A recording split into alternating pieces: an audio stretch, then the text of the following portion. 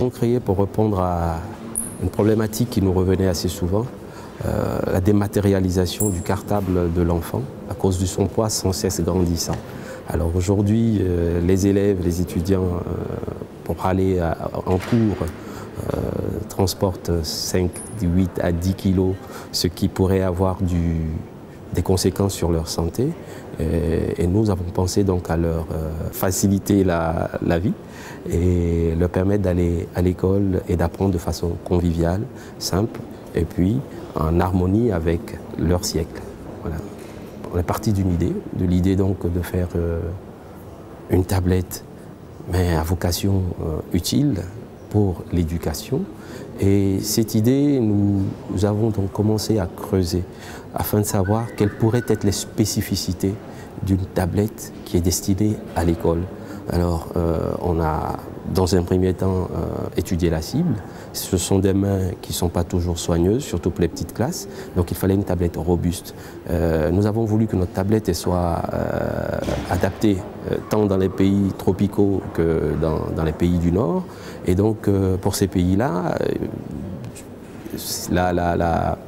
les spécificités, on a beaucoup de pluie des fois, on a beaucoup de poussière, et puis même dans les pays du Nord, on a la neige et tout. Donc il nous fallait une tablette qui soit résistante aux intempéries et résistante également à la poussière, parce que les élèves, surtout les petites classes, pourraient être amenés à jouer avec ces tablettes-là dans le sable.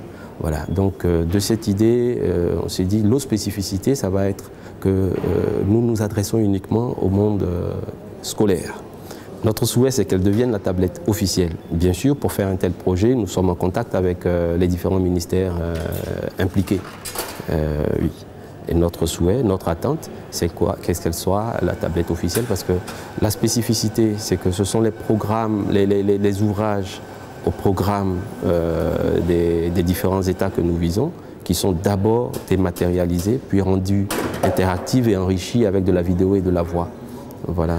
Donc après, nous croyons que nos différents États vont se l'approprier, parce que bon nombre d'initiatives d'introduction des technologies de l'information et de l'informatisation même de l'école a démarré dans nos différentes régions. Et ça vient pour parfaire, je dirais, faire aboutir tous les projets qui ont été initiés par les gouvernements. Sur la tablette, il y a la possibilité d'intégrer et de rendre interactifs les exercices à faire et à rendre. Voilà, il y a cette possibilité-là. Donc, comme je l'expliquais, le parent ou l'école attribue les droits, attribue les horaires d'usage de la tablette. On peut décider que la tablette, on ne l'utilise pas de 9h à 10h parce qu'il y a un cours particulier qui ne nécessite pas de tablette et qui nécessite toute l'attention de l'élève sur l'instituteur ou sur l'enseignant. Donc il y a la possibilité aussi de bloquer à certaines heures l'usage de la tablette. Donc elle est vraiment conçue et faite pour le monde éducatif. Nous avons voulu concevoir quelque chose qui vienne d'Afrique, mais qui puisse adresser les besoins de tous les pays. Voilà, on ne s'est pas restreint. Dans notre entendement, nous ne sommes pas restreints à l'Afrique. Bien sûr, nous venons de Côte d'Ivoire. Naturellement, nous allons viser premièrement le marché ivoirien, mais je crois que très rapidement, nous allons essayer de nous étendre, même pourquoi pas à l'Europe et aux États-Unis.